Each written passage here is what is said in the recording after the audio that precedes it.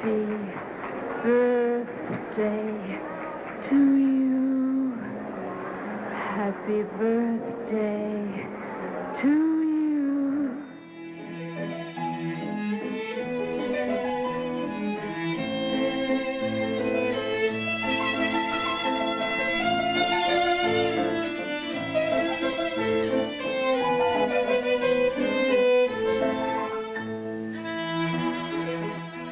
Welcome, old, young, and everybody in between, to Cineversary, a podcast that celebrates a milestone anniversary of a masterful work of cinema. Every month, we extend happy birthday wishes to a different film currently observing a joyous jubilee. That's anything from a 20th all the way up to a 100th anniversary.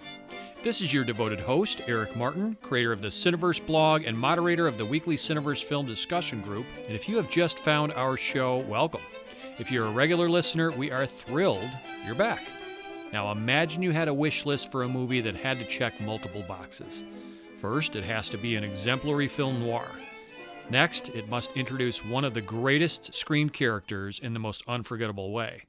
Also, the screenplay has to be riveting, filled with wonderful dialogue, memorable lines, gripping twists, and fascinating character arcs. And, oh yes, it should be regarded as the best ever film from its primary country of origin. Well, there's only one picture that could possibly match these criteria, and it's The Third Man, directed by Carol Reed, which turns 75 years old this year. For March, we'll pay tribute to this all-time classic by hearing from not one, but two remarkable guests. First up, I'm going to speak with Charles Drazin, a London-based editor, film historian, and author of several books on film, including In Search of the Third Man and Corda, Britain's only movie mogul. Immediately thereafter, we'll enjoy a return visit from David Thomson, the distinguished film critic, cinema historian, and author of several books, including his newest, The Fatal Alliance, A Century of War on Film. Together, we will scour the streets and sewers of Vienna on the trail of Harry Lime and in search of the truths behind this now 75-year-old masterwork, exploring why The Third Man remains a masterpiece, how director Carol Reed shaped the picture, prominent themes, ways in which it compares to Casablanca, of all things, and much, much more. David and Charles equal 2, which I guess makes me the third man in this equation and this episode. It may not be a scene-stealing role like Orson Welles commands, but hey, I'll take it. The Third Man actually made its debut in the United Kingdom on September 1st, 1949. Now, I realize that's 6 months away, but at Cineversary, we can't always perfectly slot a film in its anniversary month because, well, truth is that in any given year, there could be multiple films we choose for episodes that share an anniversary month, and this September is no exception. In case you're curious, the availability of one or more guests can also dictate when we choose to schedule a particular film for an episode. The bottom line? There's no harm in sending 75th birthday wishes to The Third Man a bit earlier than normal, and we hope you agree. Now, before I bring on my first guest, it's my duty to fill in some of the blanks on the making of this month's milestone movie, so here's the Wikipedia dossier. The Third Man is a 1949 film noir directed by Carol Reed, written by Graham Greene, co-produced by Reed, Alexander Korda, and David O. Selznick, and starring Joseph Cotten, Alida Valli, Orson Welles, and Trevor Howard. The film centers on American Holly Martins, played by Cotten, who arrives in post-war Vienna to accept a job from his friend Harry Lime, portrayed by Welles, only to learn that Lime has died. Martins decides to stay in Vienna and investigate his death. What makes The Third Man special? Well, the atmospheric use of black and white expressionistic cinematography by Robert Krasker, the harsh lighting, the subtle Dutch angle camera techniques, they're all major features of this film, combined with the bombed-out locations, this was shot in Vienna, and the acclaimed performances from the cast. The style evokes the atmosphere of an exhausted, cynical post-war Vienna at the start of the Cold War. Greene wrote the novella as preparation for his screenplay. Also noteworthy is the zither score by Anton Karas and his Third Man theme, which topped the international music charts in 1950, bringing international fame to this previously unknown performer. Overall, The Third Man is considered one of the greatest films of all time. The British Film Institute placed it number 1 on its list of the greatest British films of the 20th century. Additionally, it ranked number 2 and number 4, respectively, in a Time Out poll and a total film survey of the best British films of all time. And in 2005, BBC TV's Newsnight Review viewers chose it as their 4th favorite movie ever. The American Film Institute named The Third Man number 57 in its 1998 list of the top American movies, while The Third Man earned 5th place in the AFI's Best Mystery Films list.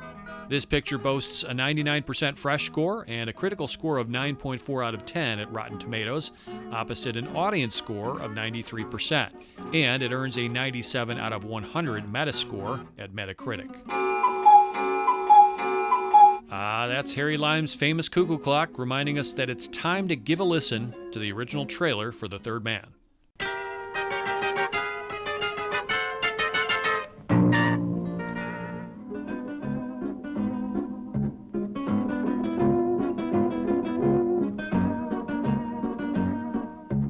The third man, hated by 1,000 men. Desired by one woman. The third man, hanging is too good for him. Nothing is too good for the third man. Her man, who was the third man. The man on every woman's lips.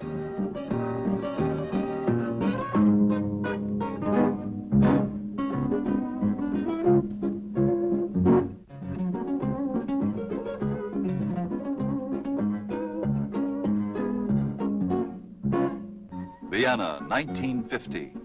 A city fearful of its present, uncertain of its future. Vienna, the once gay capital of a light-hearted people. Here in the shadows of its palaces and ruins is told with tenderness, drama, and suspense the story of the third man. There was a third man there. I suppose that doesn't sound peculiar to you. I'm not interested in whether a racketeer like Lime was killed by his friends or by an accident. The only important thing is that he's dead. Third man, the story of 2 men and 1 woman caught in the dangerous web of an international love affair. Oh, please, for heaven's sake, stop making him in your image. Harry was real. He wasn't just your friend and my lover. No, I don't know. I'm just a hack writer who drinks too much and falls in love with girls. You? Me? Don't be such a fool, of course. The third man. Joseph Cotton in his most successful performance as an American caught in a whirlpool of continental intrigue. The glamorous Valley as the mysterious Viennese actress who knew the secret of the third man.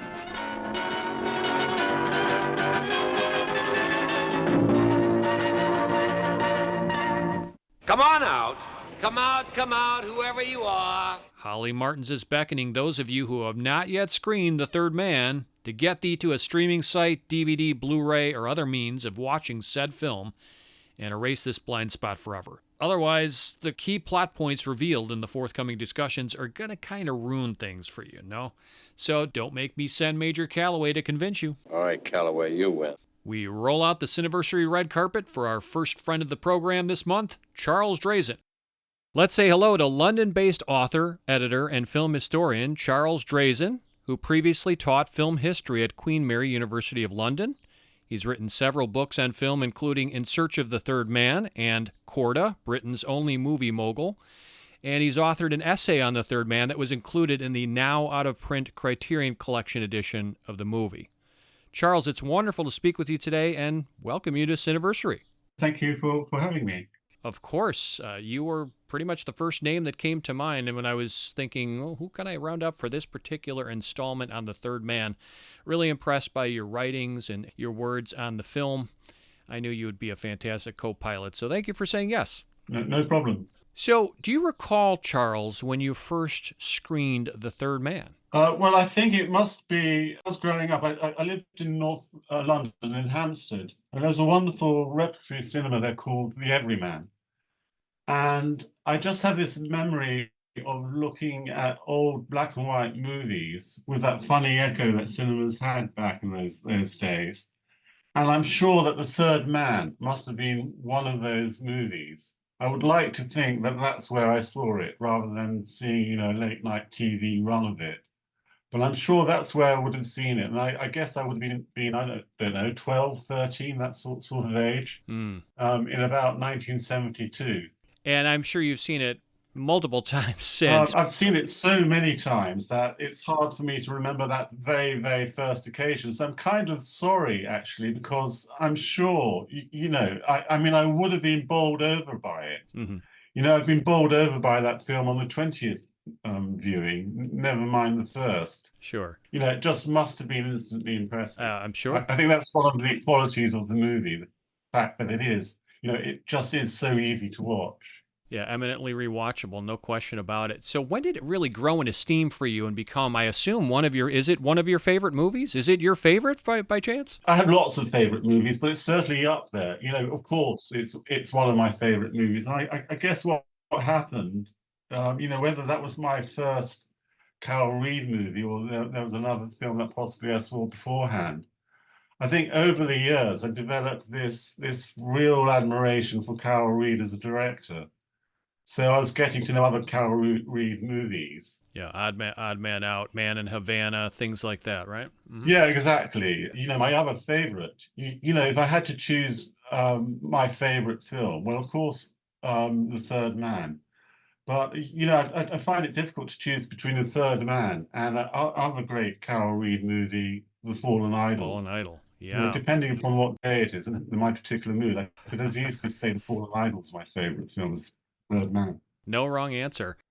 But yeah, why is this work worth celebrating? It's 75 years later. This is the 75th anniversary year of The Third Man. How and why does it remain a cinematic masterwork? So let's go through some of the points here. For my part, of course, there's a wealth of top-notch talent involved, right? You have actor, filmmaker Orson Welles, screenwriter Graham Greene, co-producers David O. Selznick and Alexander Korda, of course, director Carol Reed, cinematographer Robert Krasker, actors Joseph Cotton, Trevor Howard, Alida Valli, we already mentioned Wells. So, I mean, what an embarrassment of riches talent-wise. Yeah, I mean, I think if you're thinking of, I don't know, movies as a collaborative medium, well, here is a movie which is right at the apex of the cinema as a collaborative art. As you say, you just have all these great figures working together. Alexander Korda, this extraordinary European producer, David Selznick, Gone with the Wind, legendary Hollywood producer. So you have these, whichever way you cut it, they're just these extraordinary partnerships at work within that movie. Mm-hmm. So the writing, Graham Greene, what better screenwriter, working together closely with Carol Reed, the director.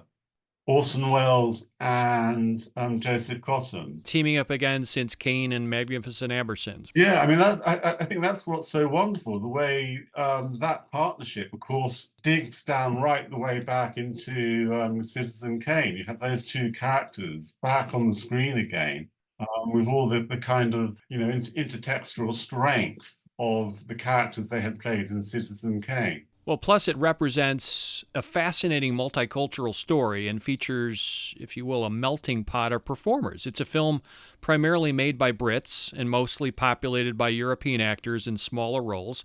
But like you said, it also boasts these two acclaimed American thespians. Yeah, and I mean, talking of the European actors, I mean, they're easily forgotten because of the sheer star power of that movie.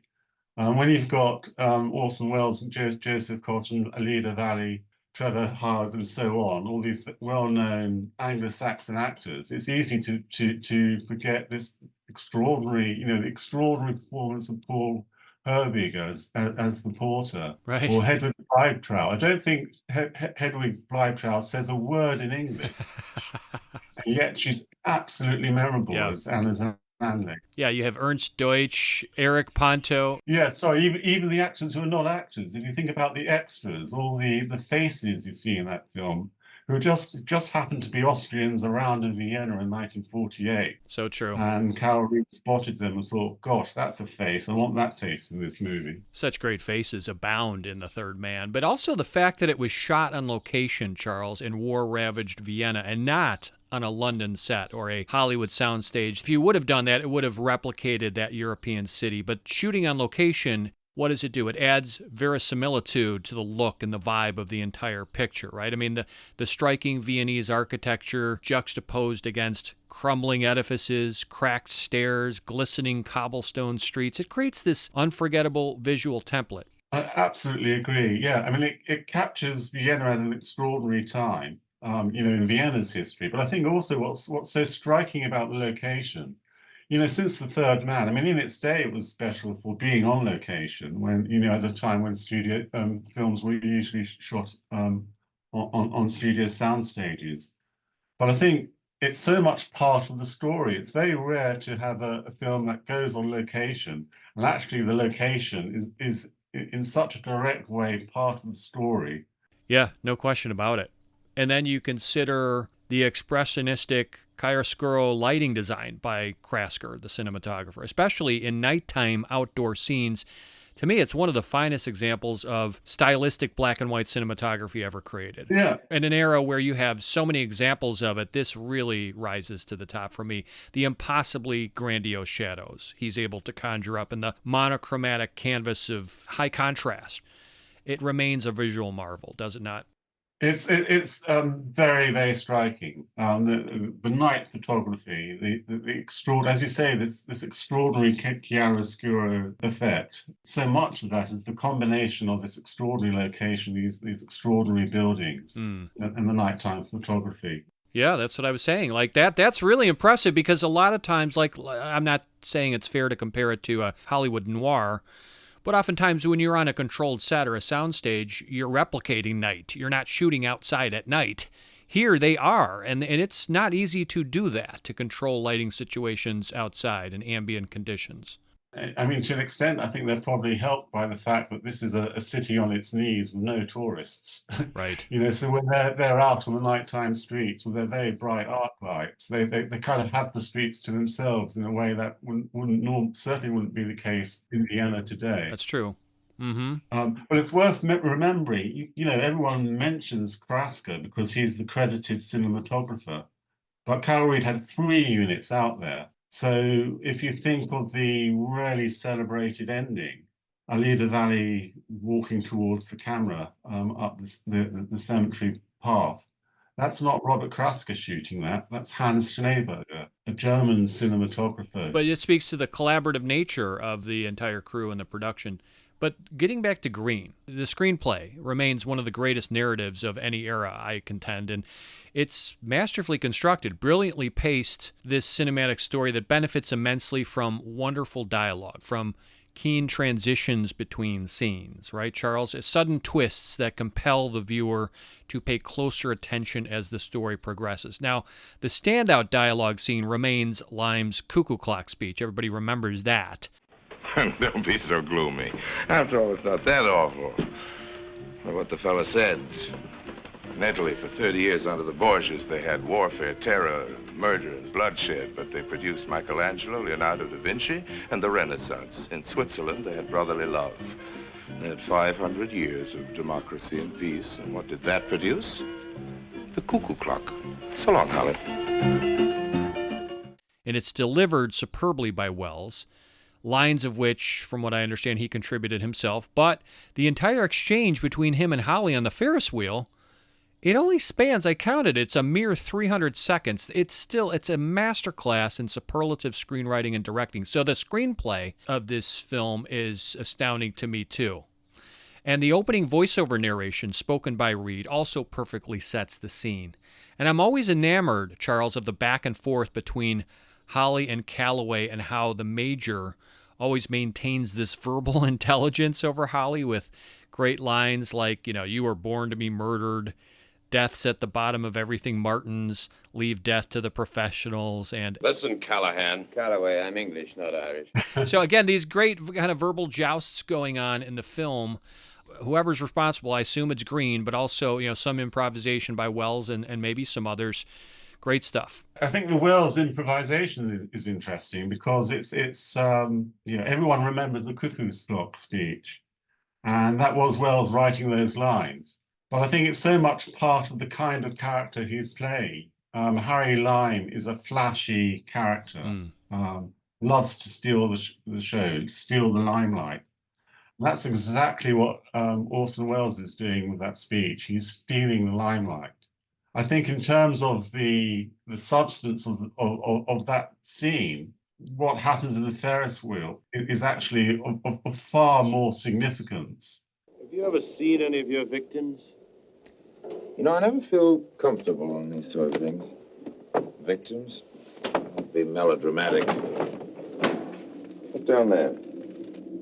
Would you really feel any pity if one of those dots stopped moving forever? If I offered you 20,000 pounds for every dot that stopped, would you really, old man, tell me to keep my money? Or would you calculate how many dots you could afford to spend? Free of income tax, old man. Free of income tax. That's the chilling part of that sequence. Yes. And it's as if Orson Welles wants to show who he is. Hey, you've got me in this movie. I want to have the last word.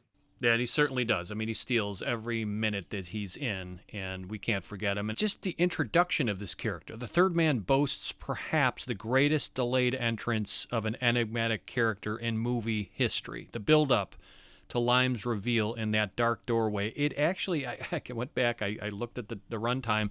It's at the 62-minute mark of a 95-minute picture. I mean, it's the stuff that film legends are made of. Well, I think film time isn't ordinary time, is it? So much depends on the charisma you bring to a moment on the screen.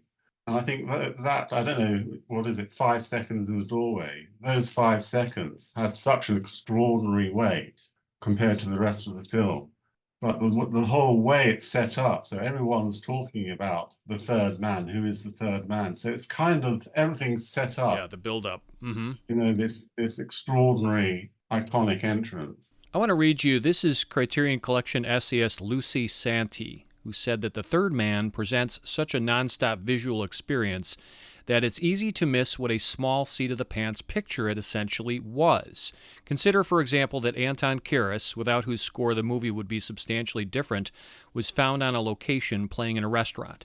The Third Man is in fact a brilliant succession of dice throws, a borderline counterintuitive combination of disparate elements that somehow come together as if they had been destined to do so. It is a singular object, a fluke, a well-oiled machine, a time capsule item, a novelty hit. There has never been another movie quite like it. I think she's absolutely right about chance and the way it's this miracle of things working, things coming together. But I think for chance to really work, you need someone who knows how to orchestrate it. Part of the brilliance of Carol Reed as a director was that he knew how to make the very most of his luck. So finding Anton Karas in the restaurant, I think actually it was a party that the local producer they worked with, Carl Hartle, threw for the unit. And Carol Reed heard Karas play this extraordinary music, and he thought, gosh, this is so Vienna. This kind of captures what it's like to be in this city. So he knew he wanted to use Anton Karas in some way, but he didn't know quite how until much, much later. And he brought Karas back to London when they returned to London. And it was only then, at that point, at that late stage, that he thought, well, rather than just have some of this music in the film, I think we can use it for the entire film. And I think the story of how Reed uses the music is fascinating, because what he did was to take home, once the film had been, once they had a rough cut of the film, he took home a rough cut and worked with Anton Karas in his house, going through the rough cut, telling Karas for every single sequence, this is the mood I want, this is the atmosphere I want. So there's this real sense of Carol Reed really fashioning the performance from Karas, much in the same way as he might have done. A great example is the child in The Fallen Idol. Mm-hmm. You have this terrific performance from the child, which really makes that movie, The Fallen Idol. But it's Carol Reed who's really manipulating and managing that child actor with infinite care and regard for the atmosphere of the film. Yeah, it speaks to good directorial instincts, but also just cinematic savvy, talent on his behalf. Well, it's manipulating the real, isn't it? I think this is what Carol, he turns up in Vienna and he's in this extraordinary place at an extraordinary moment in its history. And and what he's doing, he's just shaping that moment, shaping the fact that he's here and all these chance things are happening. There's this funny old actor he saw selling balloons. Gosh, I know where he can go. I've got a scene that I can use that actor. Do you think he was inspired by the movie M, which also has a man selling balloons? I don't know. It's quite possible. Mhm. I mean, it's a long time since I've seen him, and I don't remember that character. Okay. I'm going to have to go back and have a look at it now. Well, according to Guy Hamilton, this was a character that they did see selling balloons at the fairground. Reed was so struck by the character that he wanted to use him in the film. Well, that's really interesting. All these stories are so fascinating, but that is a little example of spontaneous filmmaking, if you will, where he's pulling together elements that kind of happen organically in his environment and choosing to incorporate them into the film. Just the fact that he discovers this zither musician and chooses to make it his score, maybe that speaks to the happen chance nature of, it's almost like these random encounters that help shape the third man. Well, I think that's it. It's responding to reality. Mm-hmm. It's responding to the real. I think that word you use, organic's terribly important to understand why the film is as successful as it is. Because Reed is responding, he's observing everything and responding in real time to the experience of being in this town. Yeah. It really comes out on the screen, absolutely. Like they're making use of the elements around them and, using this natural, this organic canvas, getting back to that word of, Vienna as it actually is at that time, not some Hollywood soundstage. They're shooting on location and they're really selling this to us in a believable way. It reminds me of the director Michael Powell and Pressburger. Sure. In his memoirs, he described Carol Reed as, I think the phrase he used, the best realistic director that England has ever produced. Wow. And I think what he meant by that is this extraordinary fusion you have in Carol Reed films of the fictional and the documentary, the documentary quality. Yeah, I could see that, especially in The Third Man. I want to ask you what was innovative, influential, or among the first of its kind about this film. So, for example, Charles, the famous delayed entrance by Harry Lime, which excites an anticipatory audience with delight once this titular character and this prime motivator of the story is shown. Perhaps it inspired similar delayed character reveals in later films. Now, maybe this is a stretch, but I was trying to kind of trace a trajectory. Maybe you consider Omar Sharif's Ali in Lawrence of Arabia and the enigmatic nature of which that character is introduced. Then you ponder somebody like Henry Fonda's villainous Frank in Once Upon a Time in the West, or Gene Wilder as Willy Wonka. Again, delayed entrances. Yeah, I mean, it's funny. I never thought about, I hadn't thought about these characters in that way before, Yeah. but you're absolutely right. There's a few others, so just to kind of whet your appetite, you think of Robert Shaw as Quint in Jaws, Arnold Schwarzenegger's belated appearance in Terminator 2. You're waiting for him to appear because you know he's going to be there. Anthony Hopkins' Hannibal Lecter in Silence of the Lambs, I think, is an apt comparison because he doesn't come on screen until, oh goodness, I think it's at least past the first third of the film, and he's not even on the screen that much, but yet he commands every single second. He wins the Oscar, etc.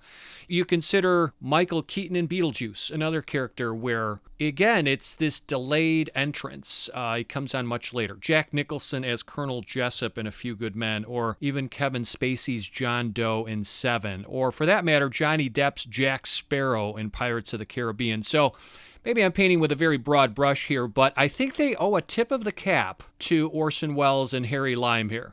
I think there's a great possibility of it. We mentioned Ali in Omar Sharif, the entrance of Omar Sharif in Lawrence of Arabia. Thinking of it, it reminds me a lot of Alida Valli at the end of The Third Man, when you see her coming from the far distance. And of course, in Lawrence of Arabia, we see Omar Sharif in the very far distance, emerging out of that mirage. So striking, isn't it? The way he uses the perspective. And that's very, very Third Man. I had no idea whether, I think often subconsciously, these earlier movies play a part, even if the directors are not wittingly thinking of them. And there's something elemental about Lime's appearance because Yeah. light out of the darkness. I mean, it's the essence of what the cinema is all about. Right. Or I think just off the top of my head now, the Disney animated film Aladdin, where suddenly you have the genie appearing, or Robin Williams, he's stealing the scene, right? I mean, Yes. he's just, over the top and hilarious and so forth, whatever you think of the film.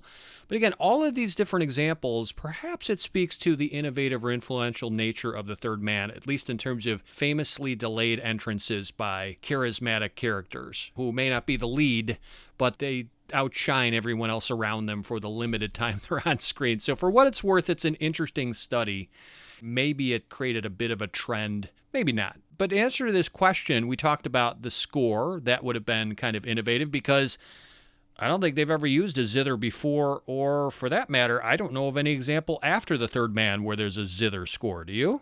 No, well, I think to that point, so we're 1948, 49, and pretty much any big mainstream movie would have had an orchestral score. That's right. And the idea of using one instrument in itself was quite groundbreaking.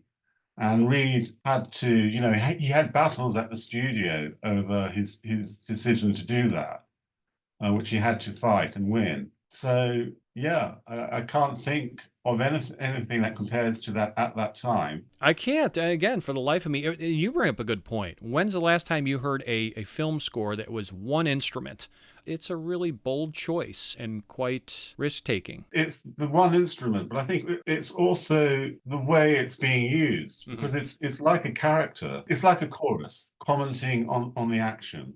Yes, it seems to be Harry Lime kind of winking at us in some way. Exactly. As if he's kind of the musical voice of the picture. Yeah, I mean, it's very much of a piece with that disembodied, the Carol Reed narrative voice at the very beginning. You have this strange worldly voice establishing the scene, and the zither kind of takes over, continuing the commentary. This is true. But also innovative nature of The Third Man. I want to credit, this is John Miller with Turner Classic Movies, who kind of ascribes The Third Man with being a forerunner to more modern spy thrillers, inculcating a morally disconcerting postmodern worldview in motion pictures and serving as a delicious study in contrast. I'll read you what he wrote here briefly. The Third Man works on many more levels than merely the entertainment that Green termed it to be. It's an early example of a Cold War intrigue that, while not depicting a single spy, can be seen as a prototype for spy thrillers to come. It also works as a study of post-World War II morality that Harry Lime, viewing his victims not as human but as far-removed dots that stop moving. So, yeah, it's interesting there to think about. It's not a James Bond or spy-type thriller by any stretch, but maybe there's some elements, some template for a future spy or thriller or espionage movie in some ways, or do you think that's a stretch? No, I think it's true, but it's there right at the very beginning, isn't it? So how long has the Cold War been going? Well, 1948 is the year that it begins. It's the year of the Berlin airlift, isn't it? 48. So when the movie comes out a year later, 49, we're still right at the very beginning of the frostiness between East and West. The Russians were our allies during the war. Right. Not so long ago when the film was made, and now things are beginning to turn. And I think what you get in the film itself, you get on the surface, they're part of the four-power control of Vienna, the Russians. Yeah. But we can detect a frostiness just beginning. Obviously, no one wants to be in the Russian sector. Everyone's worried about the Russians getting hold of them and being repatriated beyond the Iron Curtain. And that's in the film, although there isn't really a spy story as such. The tensions between East and West are intimated. But Miller had his finger on the pulse of something perhaps wider, the pessimistic view of the film. He says that The Third Man rewards repeat viewings because it goes far beyond being a witty and an exciting mystery thriller. It flips all expectations on their heads by featuring an attractive embodiment of villainy and ineffective heroism, an enjoyable sense of cynicism and a bleak view of romance, a calming sense of chaos, and a nostalgic vision of decadence. And when you meet Harry Lime, prepare yourself for a smiling justification for everyday corporate evil in the post-war modern world. So maybe it was a little bit ahead of its time in some ways, a more cynical postmodern worldview. I think in many ways it speaks to our time. Harry Lime, he's a kind of embodiment of charismatic evil, isn't he? Mm-hmm. He inhabits this city which has fallen to the demagoguery of Hitler. I don't know, it's a warning to our time where demagogues are back in business. Yep. And we need to be careful about where we allow them to lead us. Yeah, I think of somebody like Gordon Gekko in Wall Street as kind of a descendant of this lineage. Yeah, absolutely. If you really think about it, what movies were directly influenced by the Third Man? I can't really think of any. I mean, literature brings up Mr. Arkadin by Wells. And then I'd never even heard of this. There's a 1997 Croatian remake called Trika Zina. I don't know if I'm butchering that pronunciation. But can you think of any others, Charles? Are there any movies that were, you can say, directly influenced by The Third Man, beyond just maybe some of the black and white cinematography or those kind of elements? Is there something more obvious that I'm missing? Well, there must be lots of movies influenced by it, but like you, I find it very difficult to think of a specific film that is directly influenced. That's just it, isn't it? And doesn't that speak to the fact that this is such a unique, one-of-a-kind movie? It's almost hard to replicate something like The Third Man. I think that's right, and maybe again that's because it's so responsive to a situation, to a town, to a moment. It's that organic feel, which is actually rather difficult to recreate. Yeah, I mean, right place, right time for Carol Reed and the collaborators, right? There's never going to be a situation like 1949 or 1948 post-war Vienna. So we get that. But again, so many big, important, venerated, beloved classics usually leave in their wake some imitators. And that's not a denigration necessarily. It's just, you'll see influences on other filmmakers and movies that try to emulate somewhat the magic of a film like The Third Man. Yeah, I find that very interesting why we can't. And I'm just wondering whether that is because it is to do with this idea of being an orchestrator of chance. I think that is Carol Reed's genius. Mm-hmm. The fact that he is so responsive to what is all around him and gets the magic out of that responsiveness. We think of Max Ophuls' tracking shots, for example, as being this extraordinary feature and very recognizable when you see Ophuls' movies. That wasn't Carol Reed's particular genius. His genius, I think, was that responsiveness to what life is actually like and giving us a sense of reality in the characters that he put on the screen. Yeah, well articulated. I completely agree. And I trust your expertise more because I haven't seen every Carol Reed movie, but, the notable ones come to mind, of course.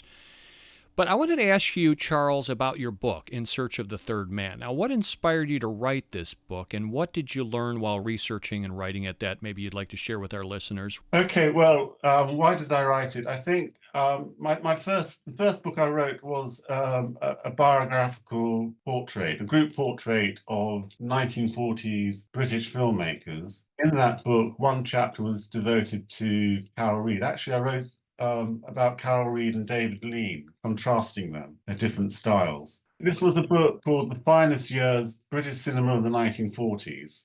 And I think it must have been obvious to anyone who read that chapter that I was a huge admirer of David Lean. If I had to choose between the two, my favorite director was Carol Reed. Wow. And so having written that book, and it was published in 1998, there was obviously a very significant anniversary fast approaching. 1999 was going to be the 50th anniversary of The Third Man. Mm-hmm. So I thought, well, I've just got to write about this movie. Come up, hell or high water, I'm going to write about this movie. And there was stuff I could look at in the UK. I could go to the British Film Institute and see Carol Reed's papers, which had quite a few interesting documents from the time. But, what really opened the movie up for me, actually, and this reminds me a little bit of the film itself, the serendipity of the film itself was going to Texas. So remember that line where, I think it's Major Calloway who says something like, I never knew there were snake charmers in Texas. Right, that's a good line. Mm-hmm. And I find it ironic and kind of in the nature of the film that I had to go to Texas to find the David Selznick archive at the Harry Ransom Center, where Selznick, being the obsessive collector he was. I'd collected and kept together every single memo he had written. And not only that, but all the documents relating to the film that he had got from Corder. Amazing. So it just was this extraordinary collection of information about the film. I'll bet it was a treasure trove, this Selznick's memos and correspondences alone. Mm-hmm. Absolute treasure trove in Texas. So there are a number of interviews with people in the book. But I think the key interview, which really helped me and made me realize this just had to be done, was speaking to Guy Hamilton. You know, I guess he's known for directing several of the big Bond movies, but he had started out working as Carol Reed's assistant. Okay. And he was much, much more than an assistant director. Their relationship was very, very close. He had such a good memory of what had happened and such a full memory of every stage of making the film. So he was completely critical to it. And I was just very, very lucky to have found the documents I found, but also the people I found. You know, the movie benefited from chance and things coming together in a magical way.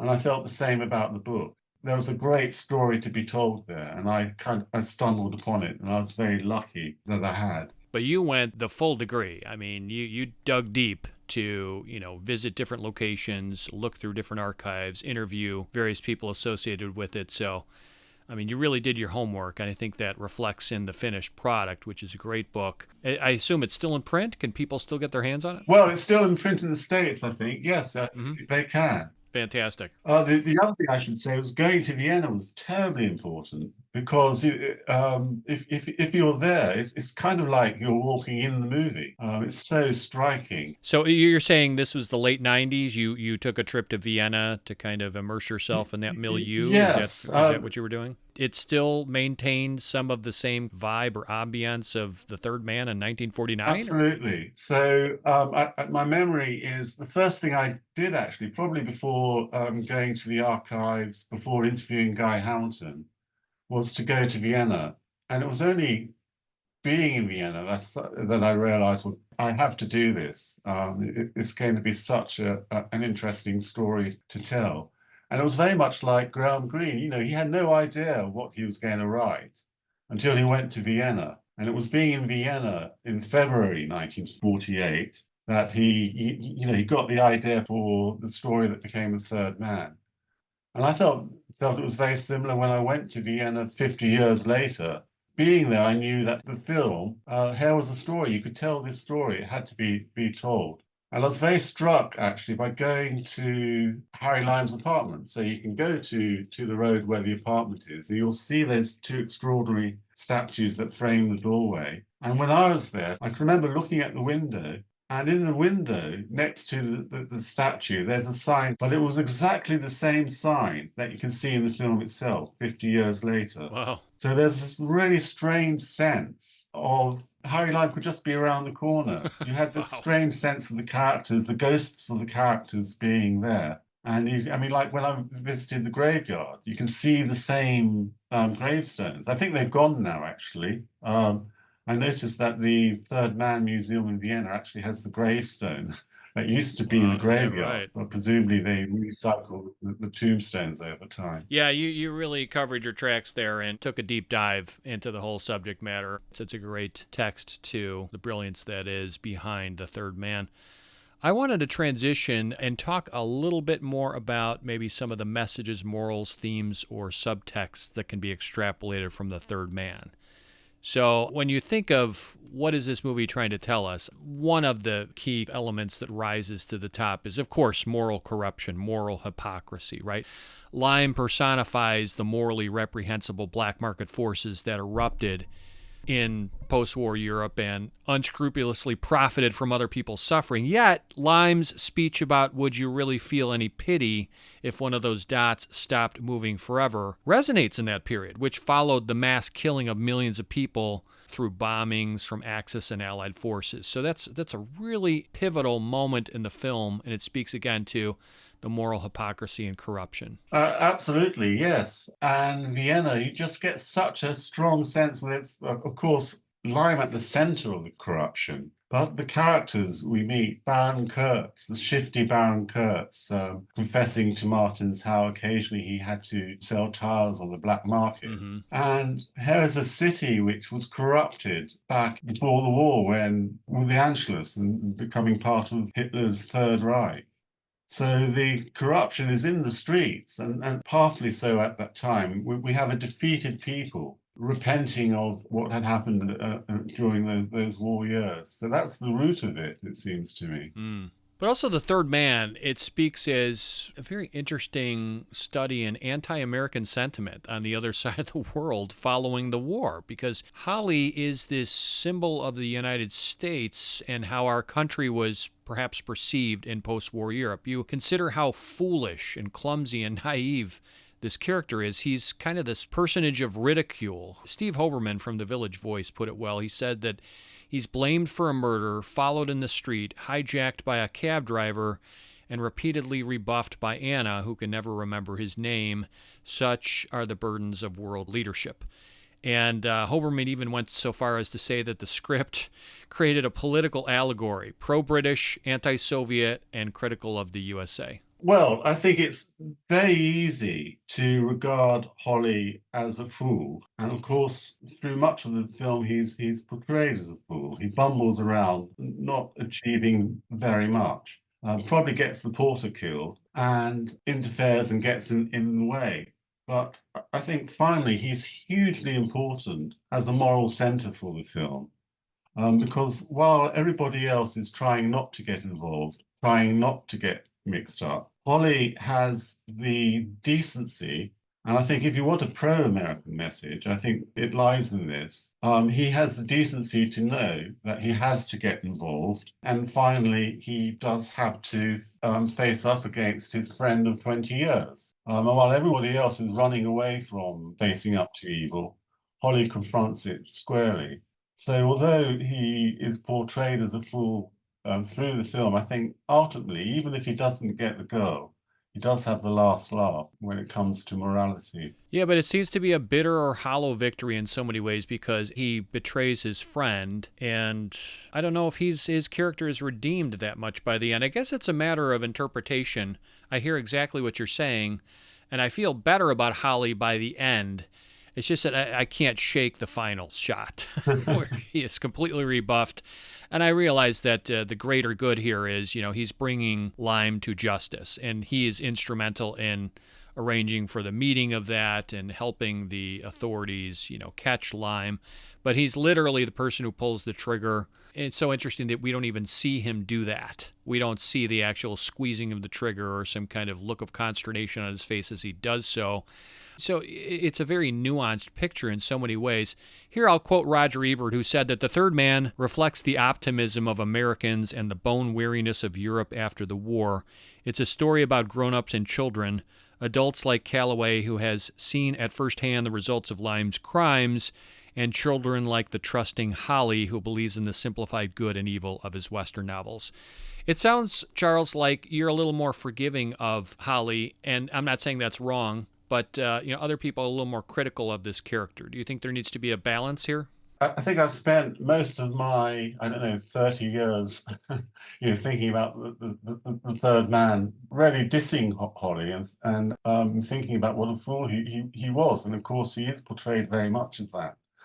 But I think one way you can look at the Third Man is it's a kind of lesson for Holly, isn't it? He goes in a fool. Think of the jauntiness when he runs up the steps to meet his friend Harry Lyme, who's invited him to work for his medical charity. That's the mood at the beginning of the film. But through the film, he learns that things are not as simple as in his Westerns. That's the lesson he has to learn. And I think he does learn that lesson as an example of someone who goes on a moral journey and does actually learn from that journey. I think he stands up very well. And no, he doesn't get the girl in the end and doesn't really deserve to get the girl. But if we were to examine Anna as a character, she represents a kind of, she distills an essence of head over heels love. She's going to remain forever loyal to Harry. But is that something we can really completely admire? It is interesting because she rejects Holly and holds a torch for essentially a villainous racketeer. Now, of course, Harry did her a good turn. I think he saves her from deportation. So I understand she's going to have more allegiance to Harry. And of course, she fell in love with him. They had a romance. But he doesn't seem to care much about her after that fact. So there is a bit of irony there. But nevertheless, she's going to stay true to him, though. Oh, there's lots of irony. I mean, I think, yeah, she's going to stay absolutely true to him to the very, very end. Harry, we know, will ditch her as soon as it's convenient for him. Right. No loyalty there. Very happy to palm her off onto Holly. If you remember that line when he leaves the big wheel, he says something like, "Oh, if you ever get Anna out of this mess, be kind to her. I think you'll find she's worth it." It's a classic love triangle. Holly loves Anna loves Harry, and Harry at one time may have loved Anna, but loves himself more, and he's looking out for number one. Well, yeah, I think you're right. Harry loves himself. The irony is that in this love triangle, despite Holly doing everything the classic romantic lead should do, like fall in love with the woman and try to protect her, again, she rebuffs him. She's going to continue to hold this torch for essentially a bad guy, but a very charming bad guy. I think she's the victim of a fatal love. And I think it does capture how dangerous charismatic people can be. Right. You know, they lead us down paths we really oughtn't to go. So true. So thematically, Third Man is certainly a story about betrayal because, Lyme betrays the confidence and love that Holly had placed in his friend, and Holly betrays Harry by leading the police to him and ultimately shooting him dead. It's a very morally conflicting story of betrayal. Nevertheless, it sounds like you and I agree. We feel better about Holly by the end. It appears that he's done the right thing. But there is that friendship that he has betrayed. And we see there's kind of a pained expression on Holly's face as he confronts Lyme in the sewer. So how do you resolve that? Do you think that it's an absolute here, a clearly delineated black and white, no pun intended, morality that, yes, Holly is absolved because he did the right thing, he brought Lyme to justice? Or should there be a fallout in our own minds about the fact that he betrayed his friend? Oh, gosh, that's difficult, isn't it? I mean, I feel like I'm being rather black and white about this now. I think he did the right thing. Sometimes in life we're faced with impossible choices, and courage requires us to face up to those occasions and to make the choice nonetheless. And I think Holly found himself in one of those situations, and I think this is part of growing up, isn't it? Anna says something about how Harry never grew up, the world grew up around him. Well, I think part of what this film is about is that actually we do have to grow up. And part of growing up involves making painful choices. Yeah. Anna hasn't grown up. Anna hasn't moved on. Anna doesn't make the painful choice. So she's free to be loyal to Harry to the very end. But at the same time, I feel she's abdicated the choice that grown-up people have to make. Yeah. But here's the thing. If Holly has, quote-unquote, grown up, and I think we can agree to some extent at least he has, the ending kind of undercuts that because Calloway urges him to be sensible. Be sensible, Martins. Haven't got a sensible name, Calloway. And he loses in the end. Now, it's not a life or death matter like, the children in the hospital, which becomes crystal clear to Holly. Like, that's the juxtaposition between being high up on the Ferris wheel and seeing the dots and being at ground level, close range, and seeing the ramifications of Lyme's villainy and greed. I absolutely absolve Holly of that in that context. But again, the ending, does it undercut any lesson learned? Well, maybe I'm being a bit devil's advocate here, but in a funny way, isn't it Anna who loses? She's stuck in this view of Harry that's going to take her nowhere good. And in some way, she's lost a terrific friend in Holly. When Holly says, Anna, don't you realize when someone's doing you a good turn? Right. He's absolutely right. And she doesn't realize. And I think that's part of the tragedy of the film, that she doesn't realize. And on a practical level, it's very likely that she's not going to play ball with Calloway and betray in her mind Harry Lyme to whatever extent that is. And it could be possible she gets deported to Russia. But I think that's all too possible.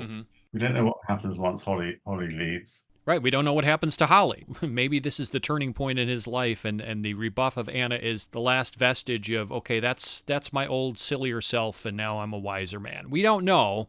We have to hope that the characters learn their lessons, but it's quite possible, as you just pointed out, the tragedy is that Anna perhaps doesn't learn a wider lesson and doesn't have the foresight to kind of save her own skin. Yeah, I mean, that's not a romantic lesson. Of course, we all love the impossible love, and that's what Anna represents, isn't it? I mean, she's so ravishingly beautiful in the movie. Mm-hmm. Everyone's going to lose their hearts to her, but that doesn't mean that there aren't lessons that she needs to learn herself. True.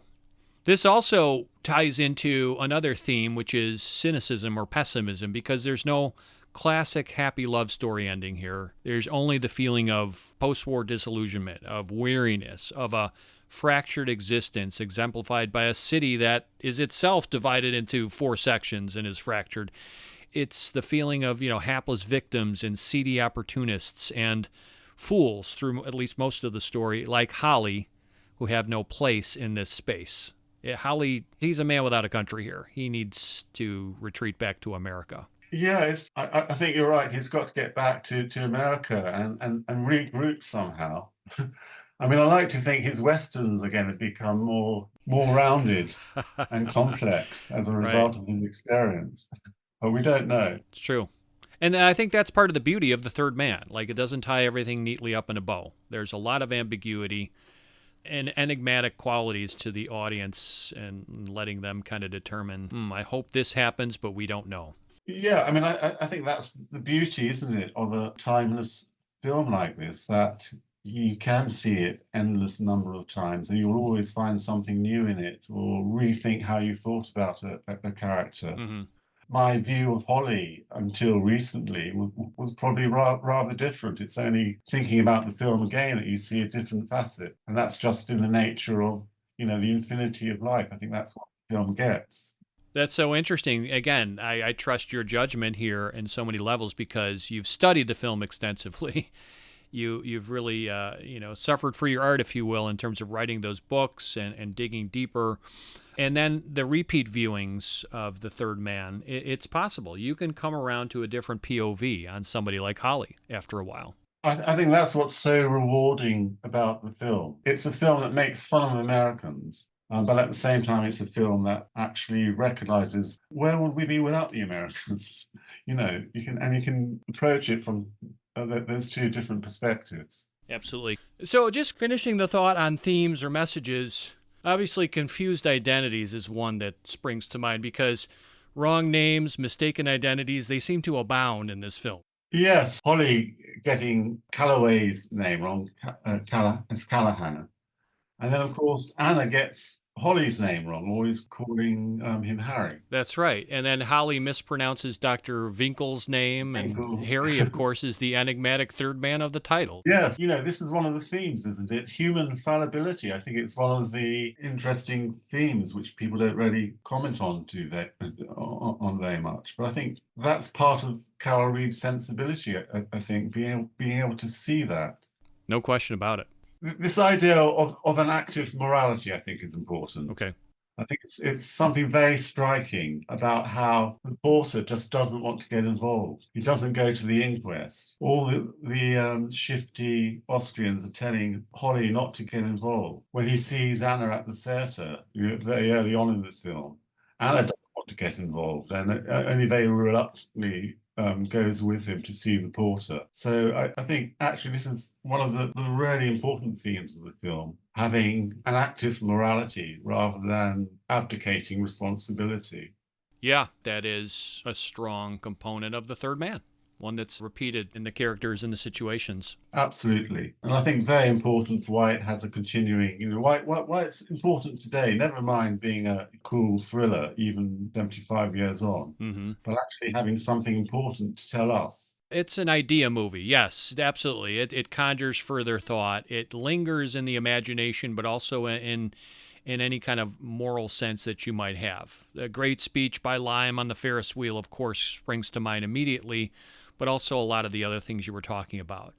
Maybe even a feeling of responsibility or guilt. As you said, the porter is killed.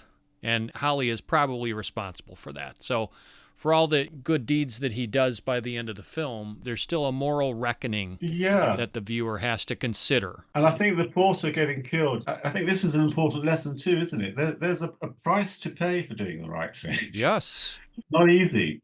No, I mean, you would think in a traditional, conventional Hollywood film of this era, the girl would end up with a guy like Holly because he does the right thing. But he turns people off. He needs to retreat, make a high retreat to America because he just doesn't fit in here. Yet he had to make a difficult moral decision, and most people would think he did the right thing, even though, as we said, it is betraying a friend. Yeah, well, it's easier to do nothing. Yeah. So again, it speaks to the layered nature of the third man. It isn't a stark black and white morality tale. There are nuances. Well, I think it's not one of those films which preaches at you, which are lots of films like that at that particular time in the 1940s. Sure. But it doesn't do that. It's non-judgmental. And it's crucial that it's post-war, not during or pre-war. It's not a propaganda film. And I'm not throwing Casablanca under the bus, which is a movie that, of course, has been compared to this in many ways. But you have very pro-Ally sentiments in a film like Casablanca, justifiably so. Yeah. It's that kind of a story. Here, it's after the war. It's so important, isn't it, that Casablanca, 1942, absolute height of the war. And of course, it speaks to its time. And we don't mind the propaganda because it kind of works with what was going on. Sure. Absolutely. So again, very different times, just 7 or so years later, and Reed and his collaborators have the latitude to explore the moral ambiguities therein. All the more reason to really appreciate a movie like The Third Man. Yeah, I think it is so much of its moment, isn't it? As you say, had it been made a few years earlier, it would have been very difficult, I think, to have such a freedom. Yeah, it might have been more of a movie like Ministry of Fear by Fritz Lang or something like that, So Yeah. I don't think it could have been made before the conclusion of the war. It's just so part and parcel with that time, that place. It absolutely emerges out of the time. Of course, that's what's so wonderful. It emerges out of a particular situation, a particular city, a particular moment in time. Yeah. And yet now, so many years on, in our very, very different context, it's still relevant and it has that timeless quality as well. Agreed. We are sending 75th birthday wishes to The Third Man this month, and birthdays are a time for giving presents. Only it's the fans who continue to receive the gifts when a beloved film marks a milestone year. So, Charles, what is The Third Man's greatest gift to viewers? Can you put your finger on it? I was thinking about this question and found it difficult to answer. And then I found myself thinking back to what Graham Greene said or wrote when The Third Man was published for the first time. And he dedicated it to Carol Reed. He described him as the only director I know with that particular warmth of human sympathy and extraordinary feeling for the right face, for the right part. And I think this phrase, warmth of human sympathy, ultimately gets to why, I'm going to go on watching this film, because in so many ways, there's a wariness and a cynicism that it captures. But ultimately, it gets to why there is a kind of pathos and poetry in being human. That's what it captures so well, I think. It's a touching film. It is. It's not sentimental, I think, by any stretch. It's too cynical for that. But it can touch you in different ways. The choice that Holly has to make. Yeah, that's funny, but I'm thinking now of Anna. What is it like to be deeply in love with someone? So deeply in love that, as she says, all I know is I want to be dead too. And the film gets that. So the experience of being deeply in love is something that the film gets for all of us in all our different contexts and situations in which we might have experienced that feeling. You bring up a great point. Absolutely.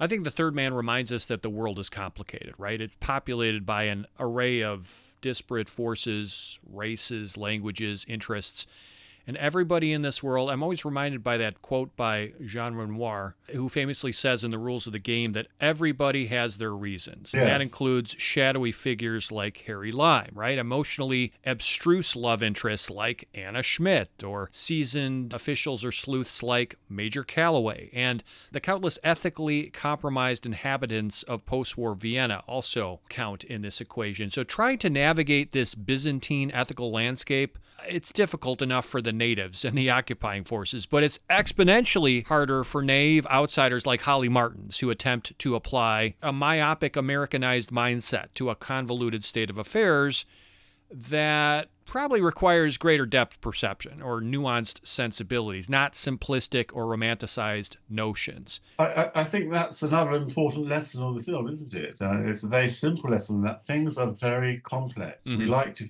think that there are easy solutions, but actually things are very complicated and grey rather than black and white. Absolutely. But Holly, to me, again, I guess I need some more viewings because I want to come around to your POV on him a bit. I'm open to that. But right now, he's still like an unmistakable bull in the china shop, making a mess out of multiple situations and leaving an embarrassing trail of mostly regretful decisions in his wake, except for perhaps that tough choice to betray his friend for the greater good. Calloway urges him to be sensible, but he says, I haven't got a sensible name. He's been spurned, disillusioned. Holly's been admonished. He's been humiliated by nearly everyone he encounters. I think because he's failed to grasp the New World Order, that pessimism and greed, mistrust, dehumanizing turpitude are the prevailing currencies of value in this Vienna, this new world. And there's no cowboy straight out of a Western dime novel who's going to rescue or restore anyone. So to me, Charles, the third man's greatest gift is that it takes this internationally spiced prestige drama with a would-be romance recipe, and it uses ingredients associated with an emotionally epic payoff, but then it slathers it with the classic film noir bittersweet sauce of cynicism. And to me, the result is such a unique blending of different surprising tastes. It's kind of like a one-of-a-kind layer cake. And at the center is this delightfully decadent lime-flavored ingredient that you never expected. Yeah. To me, that's what makes it delicious and delightful to revisit The Third Man, is that there's these different layers, and every bite you take into that layer cake, you're going to taste some different palates. It's going to strike some different taste buds. And sometimes it may be a bit of a shock in how those tastes work together. I think that's a really good, fair assessment of it. I do feel that decency comes through in the end, and that decency is a very easy quality to dismiss. It's not very cool. Yeah. But finally, that's why Holly matters in this film. I'm coming around more to Holly's side. The more we talk about it, I want to revisit Third Man again and kind of think about it a little differently. But like I said, I'm open-minded about this. And ultimately, he's not a bad guy. I think that's the key thing. We shouldn't be dismissive of fools if their heart is in the right place. I think having your heart in the right place is terribly important for humanity. Right. It's just that everybody he encounters in Vienna doesn't really respect him.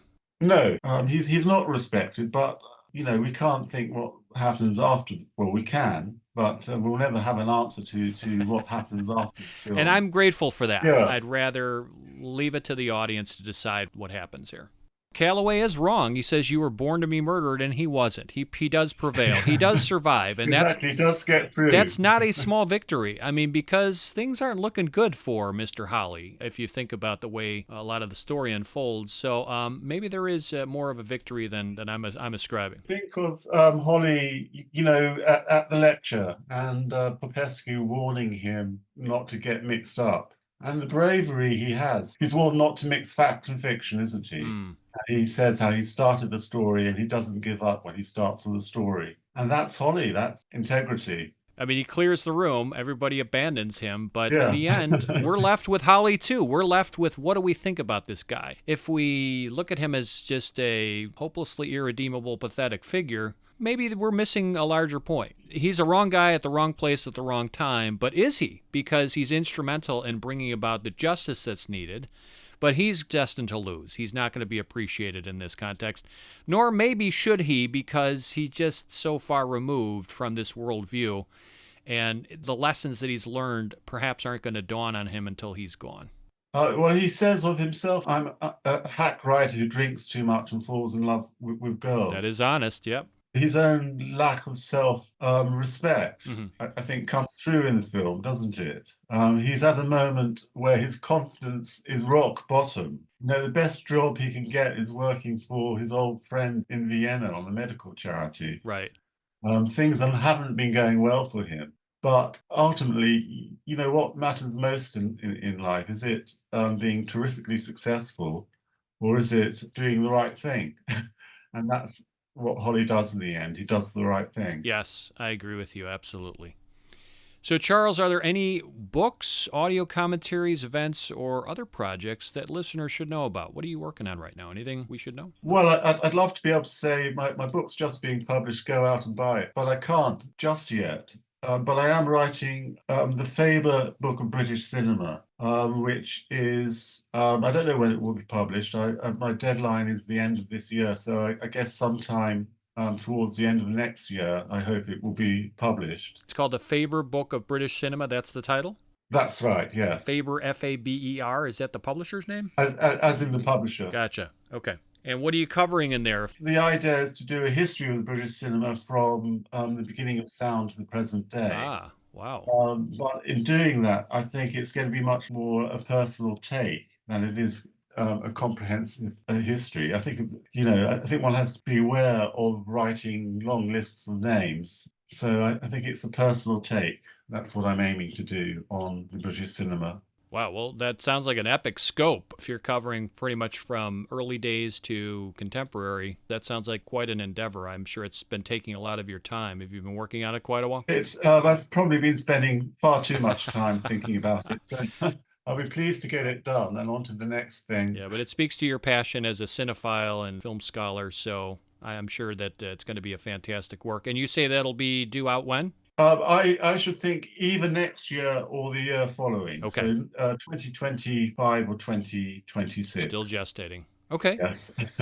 Charles, we're so grateful that you were able to share your knowledge with us about all things The Third Man. It was wonderful speaking with you today. Well, thank you for giving me the opportunity, Eric. It's been a pleasure. As it was mine.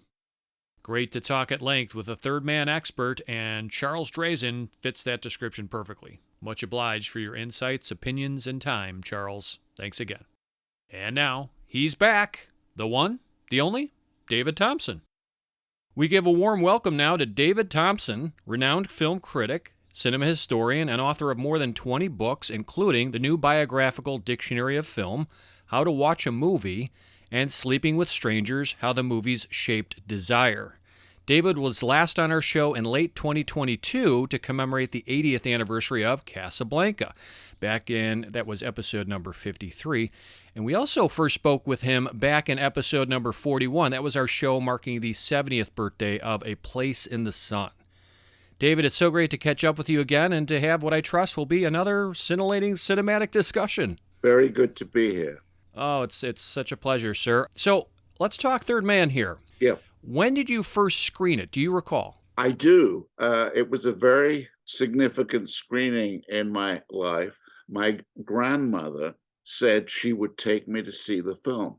I think she had seen the film already and was so impressed by it and thought it would be good for me. But let me tell you, I was only 8 at the time. And I was too young for the film in most respects. I didn't really understand the plot. I found the atmosphere of Vienna, the ruined Vienna after the war, particularly going down to the sewers. That really gave me the creeps. I found that frightening. Okay. But here's the point of the story.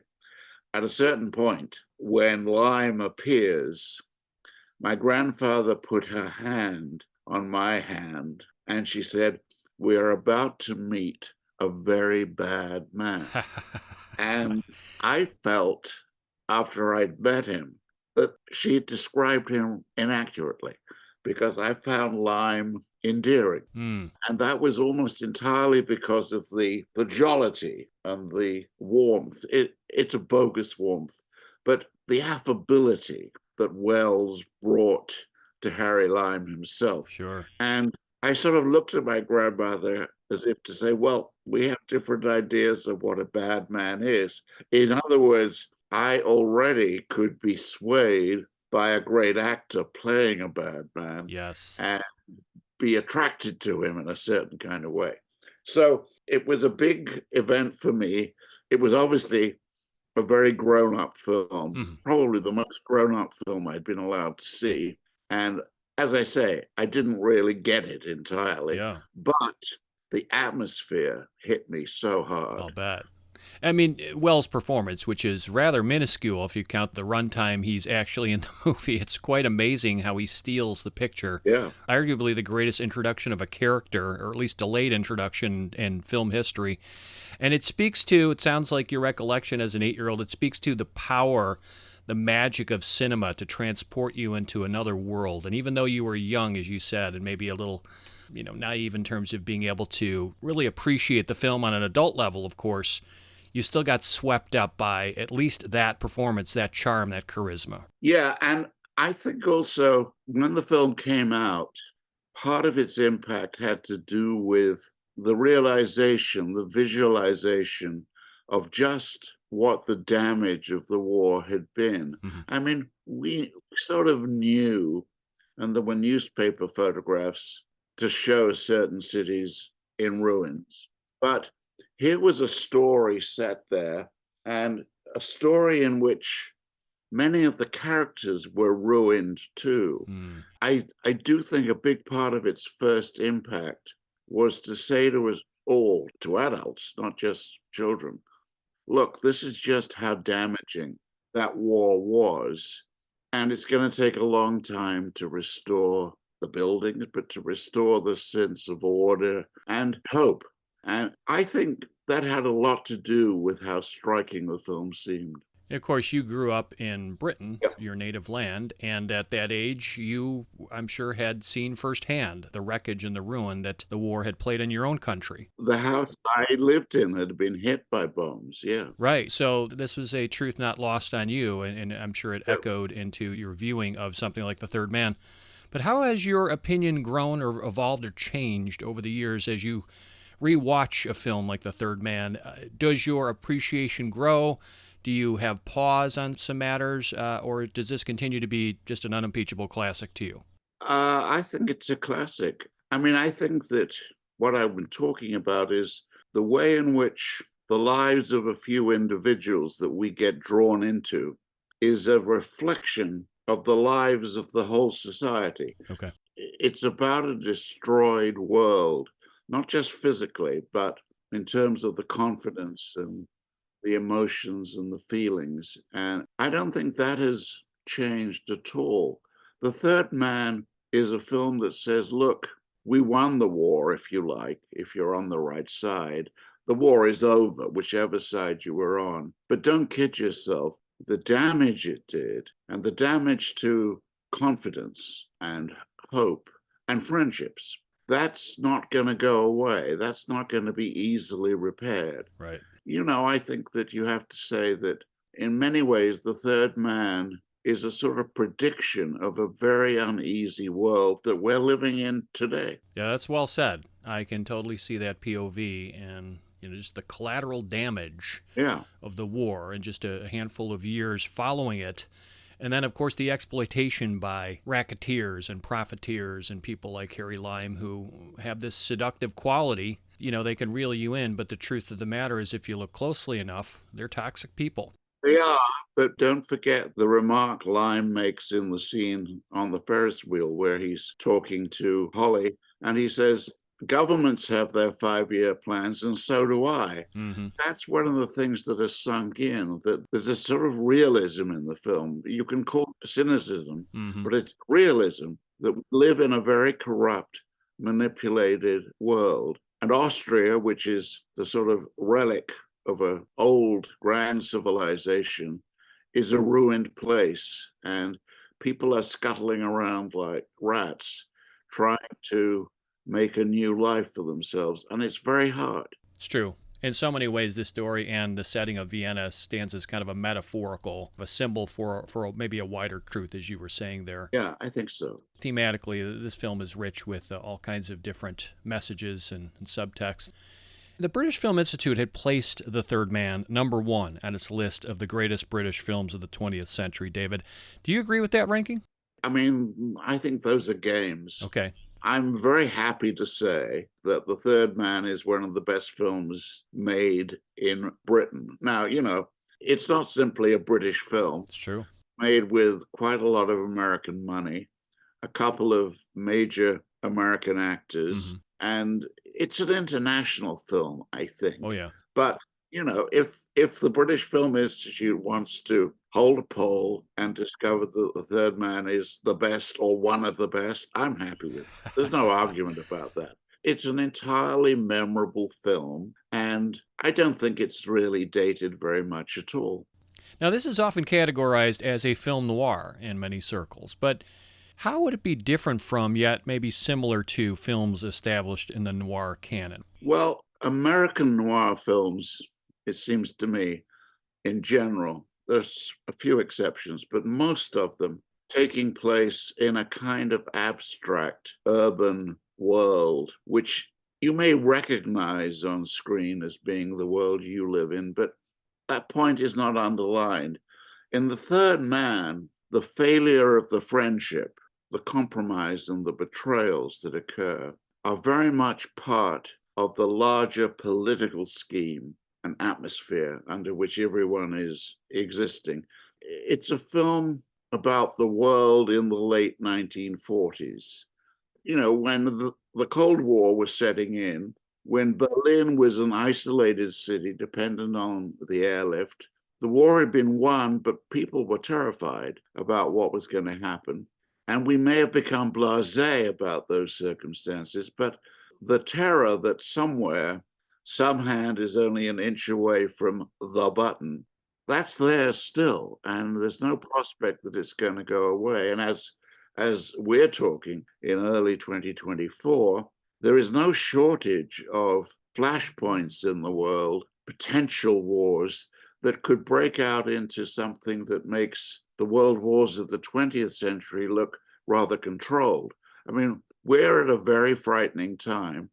And I think that the noir quality in The Third Man says that source of fear, that's the way things are going to be from now on. So is that about a vibe, a cynicism, a pessimism that is inherent with many noir films?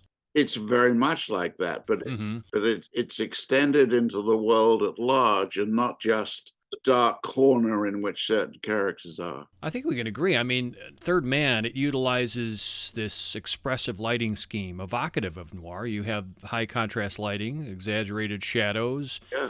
It is a gritty urban environment. It is this lighting style that makes it arguably the most famous on-screen introduction of a character in motion picture history. Yeah.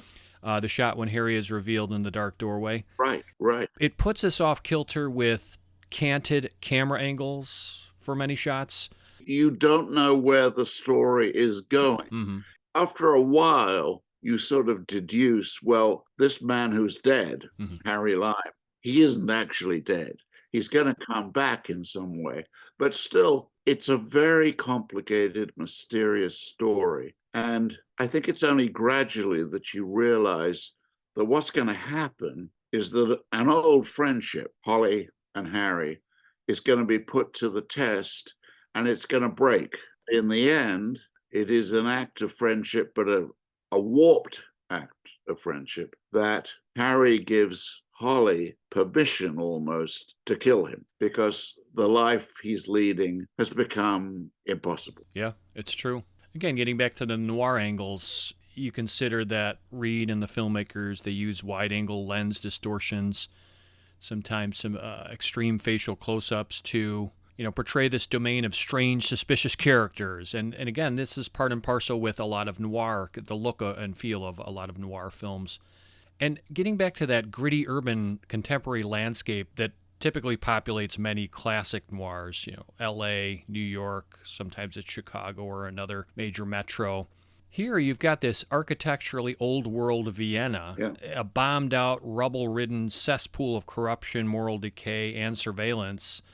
It's not quite the same thing, or is it? What do you think? Is this where you kind of draw the line and say that Third Man isn't quite like a noir? In general, Mm-hmm. I don't think American film noirs say to us, look, this world is terribly damaged, terribly corrupted, and the way the world is run is a measure of just how dishonest and cynical people are.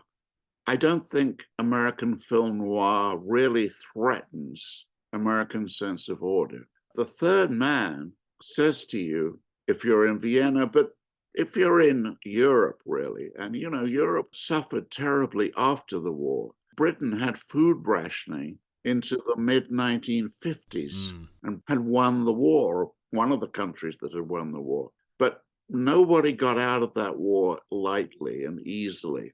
And I think the Third Man does say, yes, there are policemen, and yes, there are politicians. We don't see them, but they're there. But don't trust them. Don't believe they know the way out of this problem, out of this dark corner we're in. This is a very frightening world, and it's not going to be put back together again easily. You and I, from our vantage in time, can see that we're nowhere near putting it back together again. I take the Zither soundtrack, the score, as a really interesting study here, especially in contrast to what you'd expect from, let's say, an American noir, where you might have a traditional orchestral or jazzy type of score. Here, the Zither, tell me if you disagree, it often sounds to me jaunty, playful. It could also be mockingly shrill at times, as if revealing, an undercurrent of pessimism and a tinge of tonal irony. I agree with you. I mean, Carol Reed heard the Zither while he was on location in Vienna, and it struck him as being right for the subject because it was the kind of music being played in Vienna at that time. But I agree with you. It's a score that can be frightening at times, but you use the word jaunty, and that's quite good. The zither is a very odd, interesting instrument. And of course, it was a sound that filmgoers didn't know. Right. It was an instrument had been invented for the film. And it's disconcerting, it's unnerving, very atmospheric. It's a big part of the film. And of course, the record on 78s, which is all you had in those days, it became a best-selling record. In fact, yeah, I read that if this fact is accurate, it was the third biggest selling album of the 1950s, I assume in America. I don't know if that was international.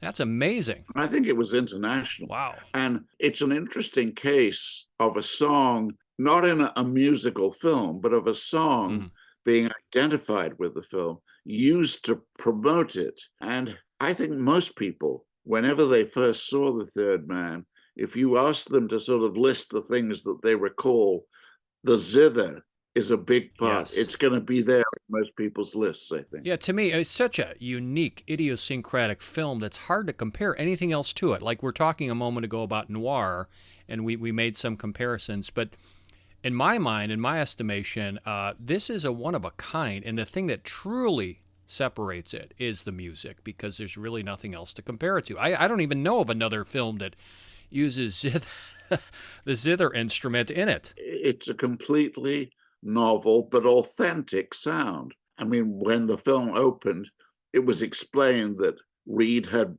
met and heard Anton Karas playing the zither, but you feel it's as true to that world as the quality of the light and the damaged buildings. Yeah, that's a good point.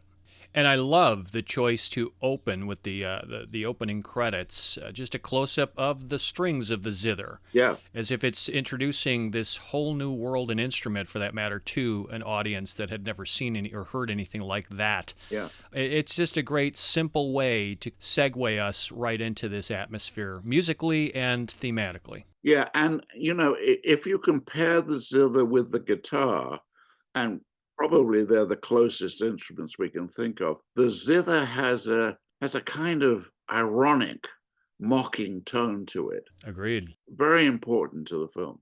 Yeah, no question about it. So it's no small element And there is quite a bit of music. I There mean, is. there aren't long stretches without hearing the zither. That's right. You know, when I remember when I first saw the film, it was probably 20 or so years ago. I came to it later. And I felt at first the zither was a little overwhelming, like too much zither. Yeah. And I didn't quite know how to place it tonally. I just kept hearing it as if this sounds too playful to me for a story that's so dark. But subsequent rewatches, it just seems absolutely perfect. All the reasons we've already talked about.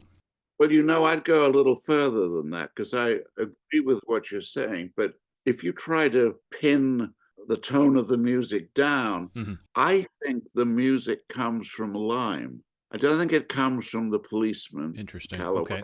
I don't think it comes from Holly. Don't think it comes from Anna. It has a sardonic, slightly cynical attitude to the story that I think is exactly the way Lime talks about it. Yeah, as if he's emanating some musical shadow over everyone else who's trailing him or remembering him. And it's almost as if we know Lime is not the narrator, literally. We hear, actually, it's Carol Reed's voice early in the picture, right, which isn't a consistent narration throughout. We know that's not true, but he seemed to be presiding over the entire production. There you are. Yeah. And I think you're right. I think he's speaking musically through that zither with a kind of a little bit of a wink at everybody. I think so. But also there's a tinge of, watch out, you may think this is all, charm and lighthearted stuff, but there's danger afoot. Exactly right. I agree with everything you said. Let's talk about Reed just a moment here. So why and how was this director the ideal person to helm The Third Man? What do you think? What directorial choices impress you, David? Well, I think Reed was a man who believed in skillful storytelling, believed in atmosphere. I think he got the job because he'd worked with Korda before. Odd Man Out, The Fallen Idol. Yeah. There was Our Man in Havana. Of course, he did The Agony and the Ecstasy. He did a musical, Oliver. Yeah. But especially, I think it's Odd Man Out most recently prior to this film, if I'm not mistaken. Was that a Korda production too? Fallen Idol. Fallen Idol, okay. Odd Man Out, then Fallen Idol. Gotcha. And of course, Fallen Idol is written by Graham Greene too. So Korda, Greene, and Reed were really a triangle of friendship at that time. Yes. I think they liked working with each other. I think that's how Reed got the job. I think he does a flawless job. He was criticized at the time for an exceptional number of unbalanced shots where the camera is tilted. And I think that's a fair point. But you could equally argue that it's an unbalanced world he's filming, so that it's legitimate to take some very odd camera angles. Overall, I would say that Reed was a very inconsistent director. He had that great period right after the war, but then he trailed away and he never quite regained the excellence that he had in those three films. I think other people, other directors, could have done a good job on The Third Man. Wells could have done a good job on it. And I think the influence of Wells on Reed was quite considerable. Was never really denied, but you've got to remember that this is really only a few years after Kane and the Magnificent Ambersons. Right.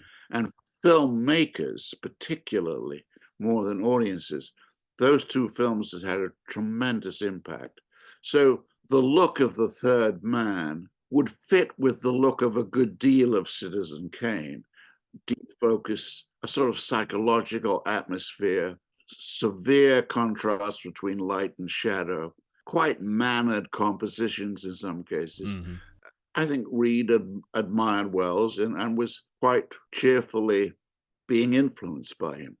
Yeah, many scholars, critics, historians have pointed to this comparison, but a lot of people in the subsequent years have come out in Reed's defense, citing examples of how he was his own man making his own choices. But I don't think it could be argued. You're absolutely right. I mean, Wells' filmography in the 40s certainly Yeah. had an influence on his decisions here. Yeah, but Reed does very similar things in both Odd Man Out and The Fallen Idol. Mm-hmm. And I think that he had a camera style and a feeling for atmosphere, affected by Wells, affected by German expressionism, you could say. But it was his own style. And he was lucky in the sense that he had story material that suited that way of shooting. Later on, he seems to have lost his way in identifying and understanding the best story material for himself. Yeah, that sometimes happens with directors. But boy, if he went to his grave with only one masterpiece, and I think he has more than one, Yep. That's a feat in itself. Everybody's still talking about The Third Man. No question about it. Yeah, so it speaks to, his talent here. And let's point out some of the decisions that Reed is responsible for making or credited for making that really helped shape The Third Man. So, for example, he's the one who chooses to film on location in war-battered Vienna. Yep. I don't know if it was a joint decision, but the literature shows that they credit him with this decision. Korda, Hungarian originally, was someone who had an unusual sense of what had happened to Europe. I think that when they came up with the idea for this film, there was no doubt in their minds they had to go to Vienna, and that was a very big part of the impact the film had. No question. That's what it looks like, right. Which people didn't really know until then. They did make sets for the sewers because I think that, in terms of the efficiency of shooting, they had to do that. But you don't feel they're cheating on the sewers. You feel you're seeing a real sewer-like system. Right. And I remember the film in a way that it was almost the first time I felt I was seeing a place that was not like the London and the England I knew and the American West that I knew from Hollywood films. I was seeing a whole different world that I'd never been exposed to before. And I think that in Europe, that was a rich source of the satisfaction in the film, that our world was being shown. Yeah, absolutely. But this choice to shoot on location in Vienna, it lends a valuable authenticity to the visuals, right? To the entire mise-en-scène. He's a fitting choice to helm this movie, from what I understand, because he was in the British Army's wartime documentary unit. I'm very curious because in the opening narration sequence, you see some stock footage of soldiers and occupying forces and things like that. I'm wondering if he was actually on the unit that shot some of that stuff. Do you know? I don't know the answer to that, but I think it's true that there was an extraordinary, unexpected flowering of British film right after the end of the war, when the country was so impoverished that it was a miracle that films were being made of any kind. And that's the time when you have David Lean doing his Dickens films, Carol Reed, Michael Powell, and Emmerich Pressburger. Right. There's an incredible range of stuff going on.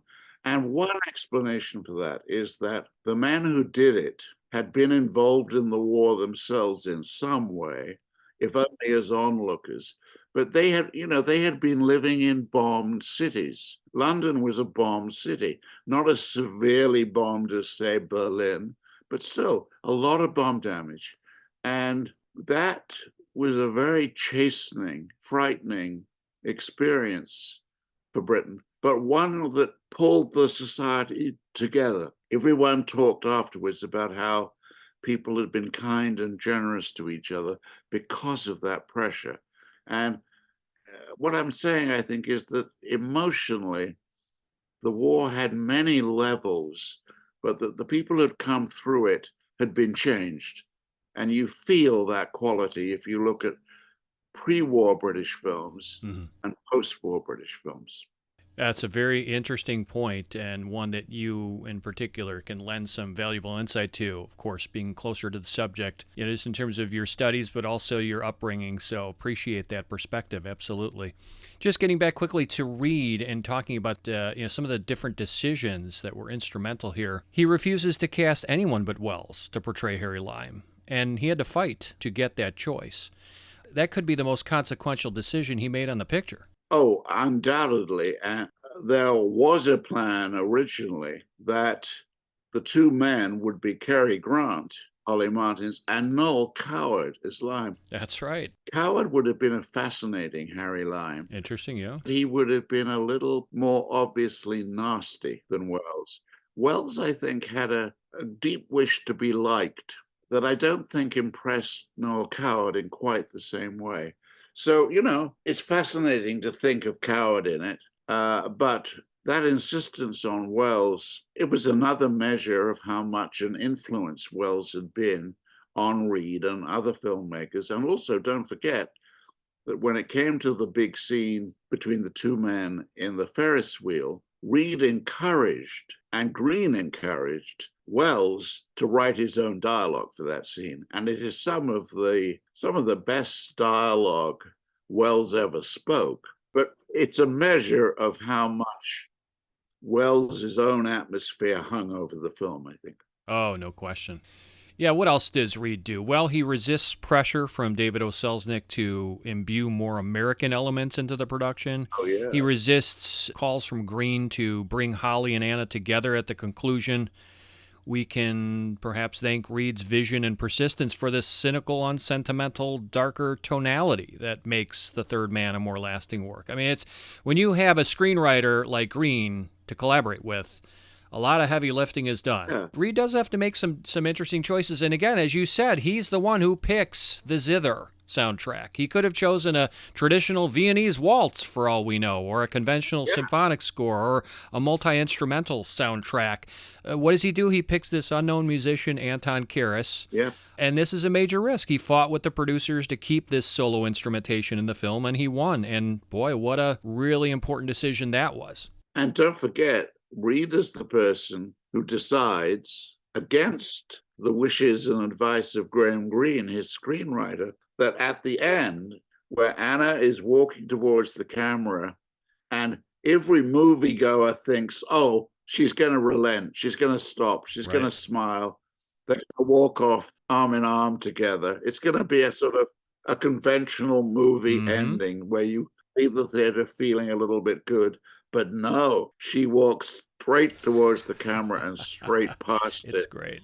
And Holly is left alone, pathetic and forlorn.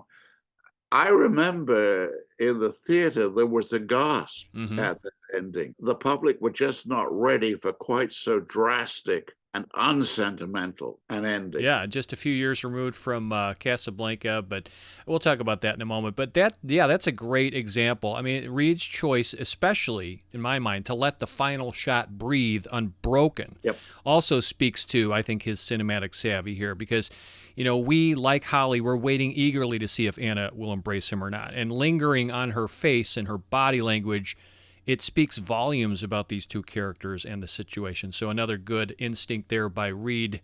He wasn't afraid to have characters speak in German or other non-English languages for long stretches with no subtitles. That's right. And what does that do? Well, I think it helps us more closely identify with Holly, this American outsider surrogate for the audience who also can't speak these languages. That's right. We are kind of following in his footsteps. Of course, he proves to be a fool in many ways, but still, it's a disorientation that is consistent with the character. And also the supporting people in the film, these were faces, very strong, striking faces, but they were faces that audiences had not seen before. Yeah. You become comfortable with character actors in American films. But here you've got a whole host of new, rather disconcerting, troubled faces.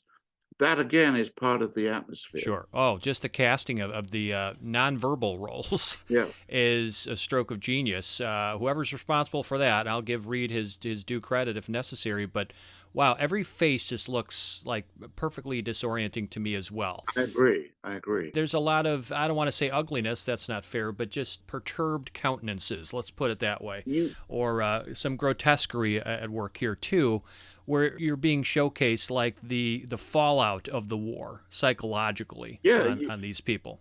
You feel you're in a very damaged city where the buildings and the faces damaged in similar ways. Yeah. Let's pivot again back to Wells. I'm curious to get your opinion here. Even though he's on screen only a handful of minutes, which means this is a very small sample size, in all fairness, do you believe this is Wells' finest film performance? Or, David, would you point to a more substantial role like Cain or Falstaff or Othello or otherwise? Oh, I think that there are several films where he's playing a lead part. Touch of Evil, for instance, where he gives a really great performance. Sure. I think what's striking about this, and he talked about this himself, is that he had never had or come upon a part that was so beautifully shaped by the structure of the film. Because there you are, for 3/4 of the film, you're saying, oh, show me Harry Lime. I want to meet Harry Lime, this guy everyone's talking about. Right. This incredible build-up and introduction. And then you've got the most beautiful first shot, first glimpse of him, where we realize he's the figure in the doorway. The light turned on by the noise in an upstairs window falls upon his face, and he's got that exquisite, boyish charm, butter wouldn't melt in your mouth smile. Yeah. You know, it's one of the great first shots any actor has ever had. Undoubtedly. Yeah. So, I mean, it's not quite fair to compare it to a lead performance. And of course, he acquits himself beautifully in so many of his other films. So it's perhaps not a fair question, but a lot of people will point to this is my favorite role of his, or this is the most memorable performance or turn by Orson Welles. A lot of opinions on that matter. But yeah, it's hard to judge just a supporting role. And again, he's only on screen, goodness, 6-7 minutes collectively. Very small. Here's the comparison I would make. When Silence of the Lambs came along, Hannibal Lecter is on screen for a very short period of time. This is true, yeah. He won the Best Actor Oscar. Right. And I think unquestionably it was the part that turned Hopkins into an international figure. Oh, undoubtedly, right. And that can happen. You know, sometimes a small part can be decisive in shaping the way the public thinks about you. And I agree. And I think that for as long as Wells is talked about, people like you and me will say, well, Harry Lime, that was one of his great, great moments. And I think he knew it. And, you know, it's interesting that Harry Lime went down in our imagination in a curious way, because there was a radio show that followed the film and then a TV show where Michael Rennie played Harry Lime. Yeah, being a huge fan of old-time radio, I have that series, The Lives of Harry Lime. It's fantastic. But in those series, Lime is not a terrible villain. It's true. He's a bit of a rascal. He sort of straddles the law, but he's a sort of semi-heroic figure. That's right. That's a measure of the impact Wells had had in the part. Yeah, he's kind of a folk hero. And in the way I simply resisted my grandmother telling me he was a very bad man. He seemed to be so much more appealing than that. Well, you were prescient, at least in terms of the offshoots after the movie. So we said we would come back and talk a little bit about Casablanca, a film that had come out, 7 years prior to The Third Man. A movie that has been contrasted with The Third Man in some ways. So let me give you a few bullet points here. Both feature a love triangle between a profiteer, Rick, and this context, Harry, a beautiful woman with an Eastern European heritage and accent for that matter. You've got Ilsa versus Anna. Yep. And a man who believes he's doing the noble or right thing in Victor versus Holly. Both involve emotionally charged endings where the woman has to decide which man to choose. In both pictures, the heroine passes on the expected choice, although Anna doesn't have any love, apparently, for Holly, as Ilsa does for Rick. And I'll read you a quick quote here. This is film reviewer Glenn Erickson, who said, "The Third Man shows how the sentiment and ideals of Casablanca have soured in the post-war situation. In Casablanca, the risks taken by Rick, Elsa, and Renault are in harmony with the larger drama being played out between the Axis and the Allies. This ideological security helps all three of them make painful personal decisions based on faith in a moral cause. By contrast, Martin's Anna and the late Harry Lime drift in a moral limbo where such absolutes no longer exist. The Allies have won, But Vienna has become a political mire of injustice and conflicting ideologies. The characters of the wartime Casablanca may be confused, but they are ennobled by patriotism and able to make wise decisions. But patriotism is dead in the Viennese ruins of the third man. Even the benign characters are too disillusioned to function effectively. What do you think? Is there an apt comparison to be made with Casablanca here? Yeah, I think it's an interesting comparison. I would add this to it, that Casablanca, which is, an enormously entertaining film, it feels to me as if it's being shot in Southern California on a large, attractive set. There is not a single Moroccan character in Casablanca. When you see The Third Man, you say to yourself, you cannot avoid it. This is the reality of post-war Europe. This is the real Vienna. And the film is full of small parts who are as if Viennese. I don't think all the actors were actually Viennese, but you feel you are meeting a wide range of Viennese people. In other words, you're in the real world, whereas in Casablanca, you're at Warner Brothers in Burbank, and you're looking at an enormously effective fantasy. Okay. Yeah, they're very different in many ways, but as we pointed out, there are some similarities. So it is an interesting compare and contrast. Yeah. So it is The Third Man's 75th birthday this year. What do you believe is its greatest gift to viewers? I asked this of all my guests. I've asked it of you before. So if you could put your finger on it, what would you say is its finest gift to audiences? Well, I think it's sort of like this. I saw it as a kid. My grandchildren are a good deal older now than I was then. But I could have said to my grandchildren when they were like 10, let's say, you've got to see The Third Man. And they'd say, oh, Granddad, you're always telling us we've got to see The Third Man. And at last they cave in and they let me run it on TV or something for them. And they're impressed. They don't laugh it off as an old-fashioned, hokey film. It works still. Just as I was frightened, but very entertained by it, intrigued by it, I think they would be too. And I think that will be true of succeeding generations. I think there is a grasp in the film of the kind of pressure we're all living under since 1945, when, war was over, but actually war carried on in dark and devious ways, and we're only just catching up with that.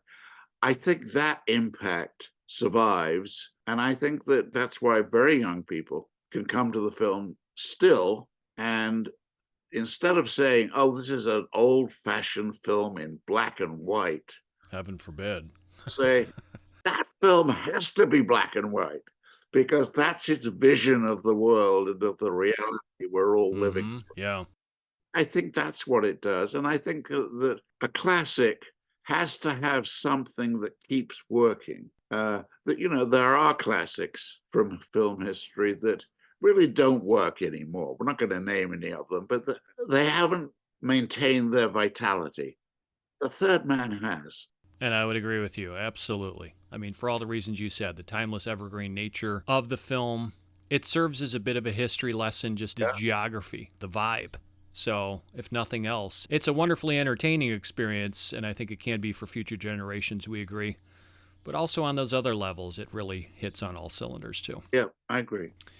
So what's David Thomson up to these days? Are there any projects, books, maybe events or appearances you'd like listeners to know about? I've just recently published a book about which I have very strong and prideful feelings, called The Fatal Alliance, A Century of War on Film, which is a sort of history since 1914 of what war films have done and been like.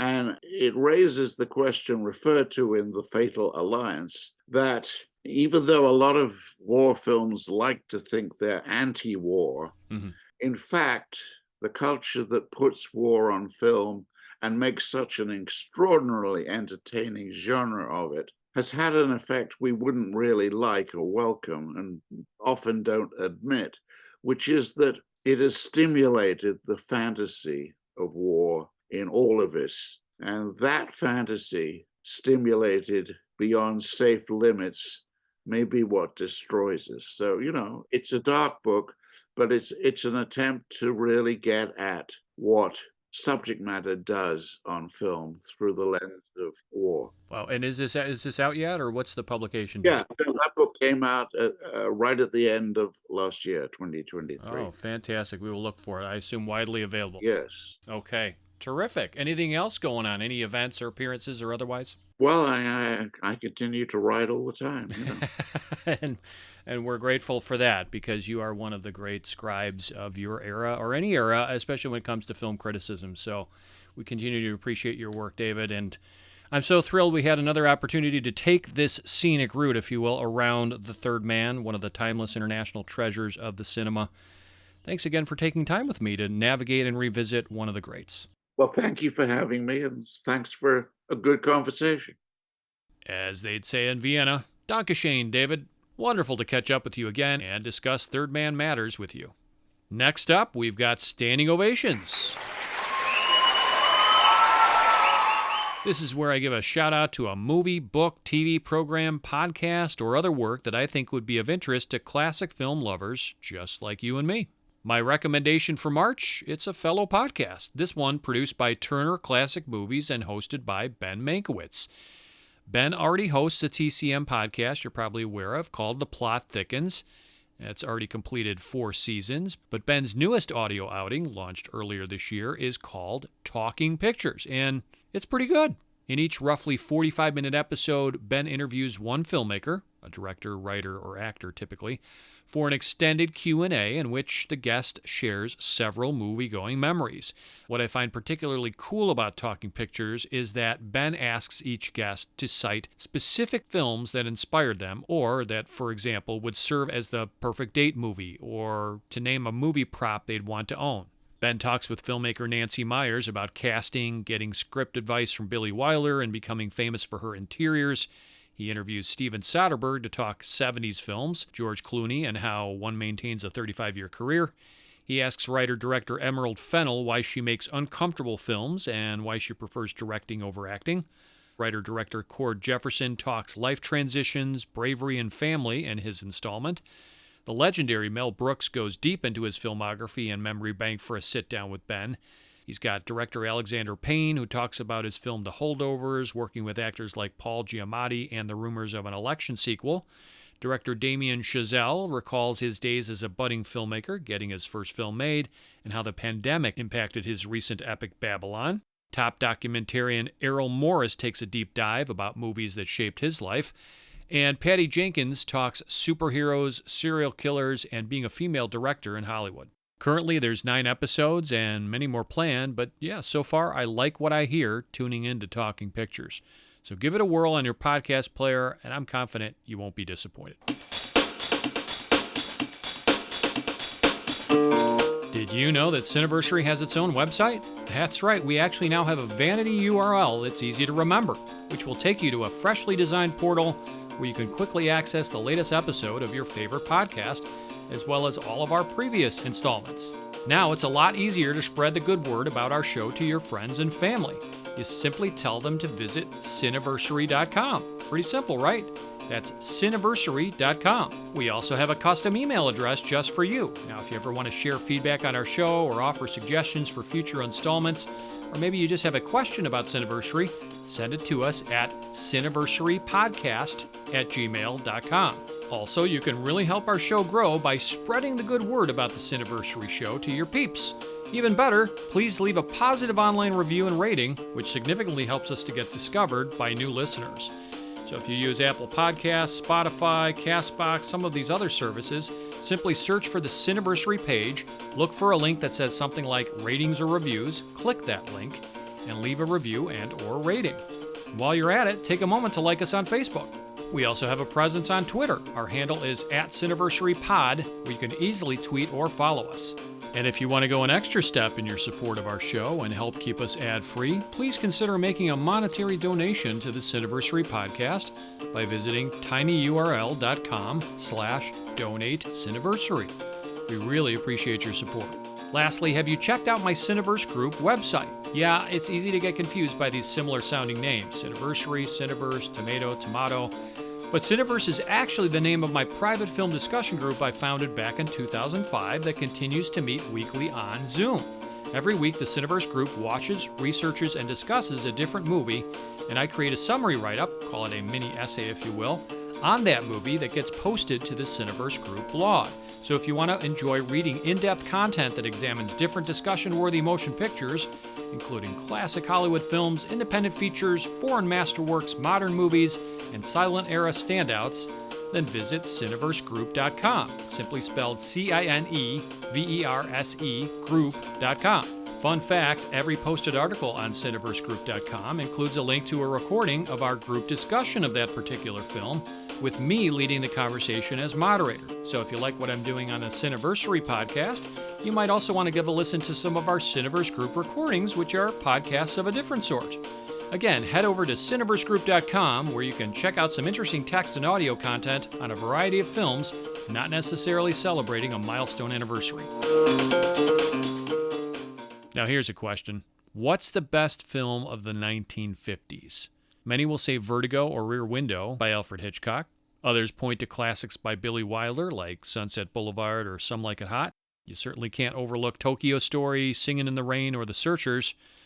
But perhaps the very best of that decade is Akira Kurosawa's Seven Samurai, originally released in April 1954. That means it turns 70 years old next month, and certainly deserving of an episode of Cineversary. So join us in April as we revisit this magnum opus from Japan.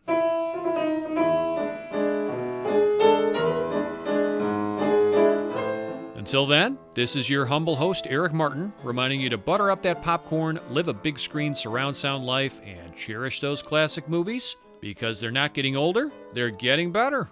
Thanks for giving us a listen.